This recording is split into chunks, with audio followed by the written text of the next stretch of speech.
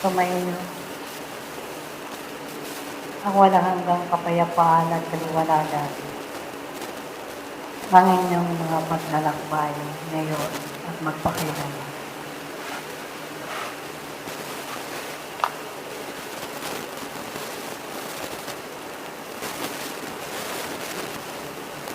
Tunay ng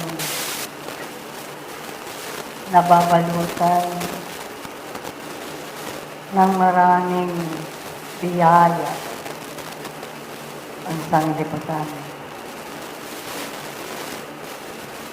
at katotohanan ng kayo ay lalandas sa maraming daan ng inyong pagkakilala sa mga bagay na tinuturing ninyong mabuti at kung saan hahangga ang mga bagay na ito ay doroon ang pagkaunlad. At habang kayo ay dumaraan sa maraming pagsubok ng buhay,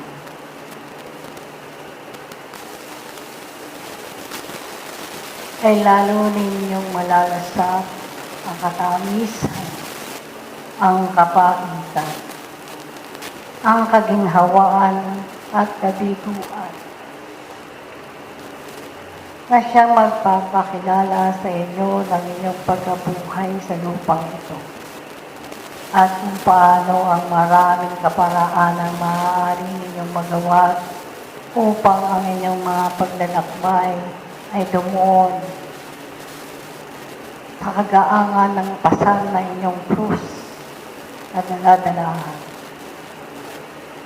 Ay pipilitin ninyo sa inyong sariling umakbang papalayo sa maraming kahinaan ng inyong mga hako.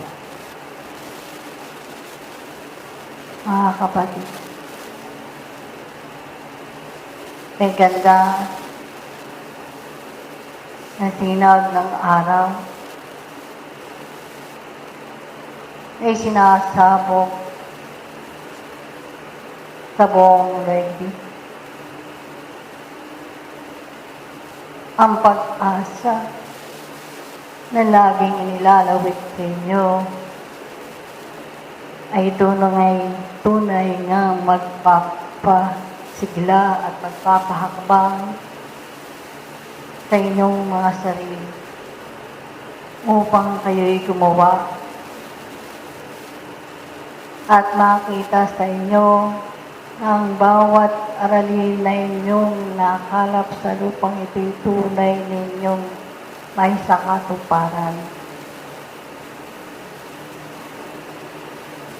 Hinihingi at kahingian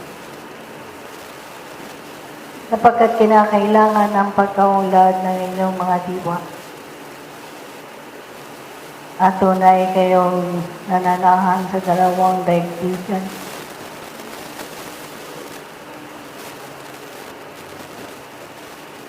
Na kung ang maraming alagataing panglaman ay higit ninyong pinahalagahan, ay galing sabay lamang ito sa inyong pagkapanahon sa lupang ito. Sapagkat ang tunay na yaman na itinatago sa bangal ng inyong mga kaluluwa ay tunay na maghahari sa inyo upang kayo nga ay makapaglakbay ng malaya. Makita ninyo sa inyong mga kapwa na kayo ay kanilang kapilas. Makita ninyo na kayo, sila ay isa. Nang lakbayin ng lahat at bawat isa'y patungo sa kawasan at sa pamamagitan na inyong maliliit na paglilingkod at pag-ibig sa inyong mga kapwa ay magbibigay sa inyo ng kaligayahan at magbibigay sa inyo ng katatagan paninindigan sa inyong sariling makapagpatuloy sa landasin ng buhay nito.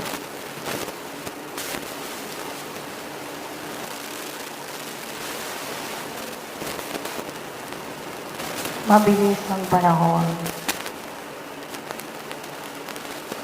Hindi ninyo alintana ang lumilipas.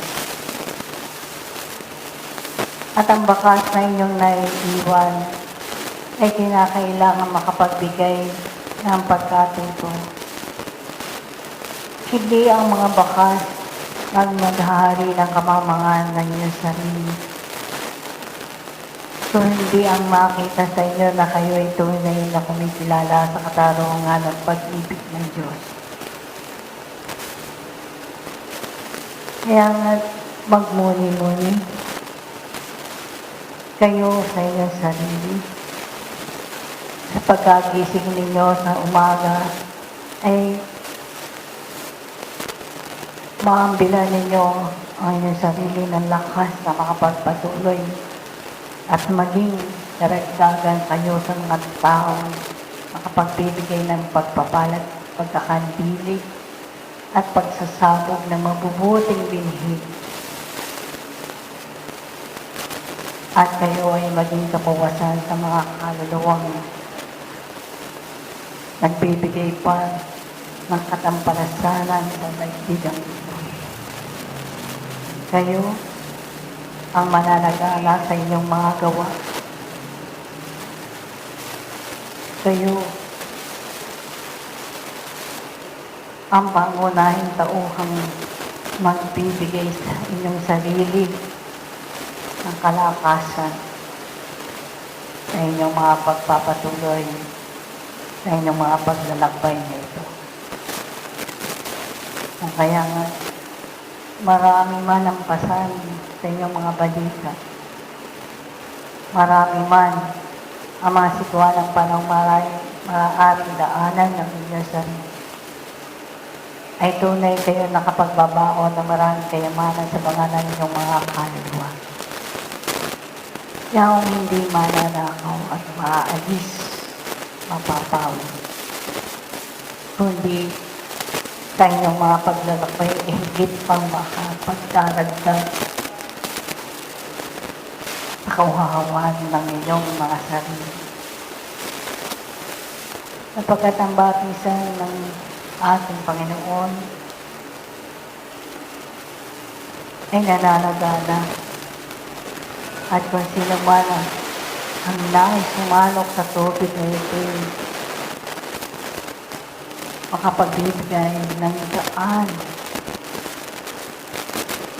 ng kanyang pagkakilala sa Diyos. Ang tunay na layo ng kanyang sarili sa pagkapanawag sa lupa. Kaya nga, anuman ang talsik ng inyong kaisipan, anuman ang pagpapailan lang nito, anuman ang manunala sa inyong mga labi, anuman ay tas ng inyong mga bisik, ay titiyakin ninyong ang magbabalik ay mga lakas na mabuti, positibo at kapakinapakinabang higit sa inyong sarili. Kaya nga, kayo ay naririto upang gisingin ang mga natutulog, diwa,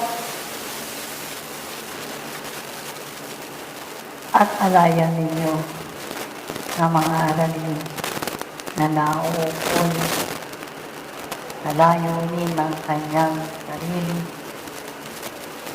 sa pagkapanaw sa lupang. Manahasin ninyo ang daigdig, malawak, madawag, maborog, matinig. Subalit ang lahat ay ito'y malalampasan ng isang manglalakbay panahon na may baunan at nagnanasa na siya ay makarating sa dulo na hanggan ng kanyang pagkabuhay sa lupang ito. na siya ay tunay munting alagad ng Diyos ng patanaman. Kaya nga kayo ay magsuri sa inyong mga sarili. Himay-mayan pong kalin. Ano pa ang maaari ninyong magawa sa buhay na ito? Sapagkat katotohanan, ang lahat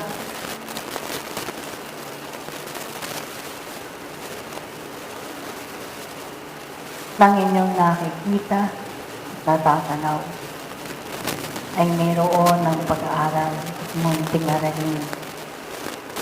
Bintong aralin na nakabalot sa mga bagay na ito.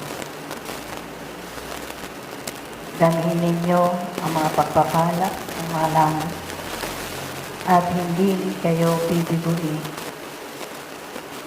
kailanman sapagkat kayo hindi nag-iisa sa lakbayin. Ito ang maliit kong alay sa mapalat na umaga na tayong magpapatuloy sa ibaba at panatilihin ninyo ang katahimikan ng buong na ito. Nagpapatuloy tayo.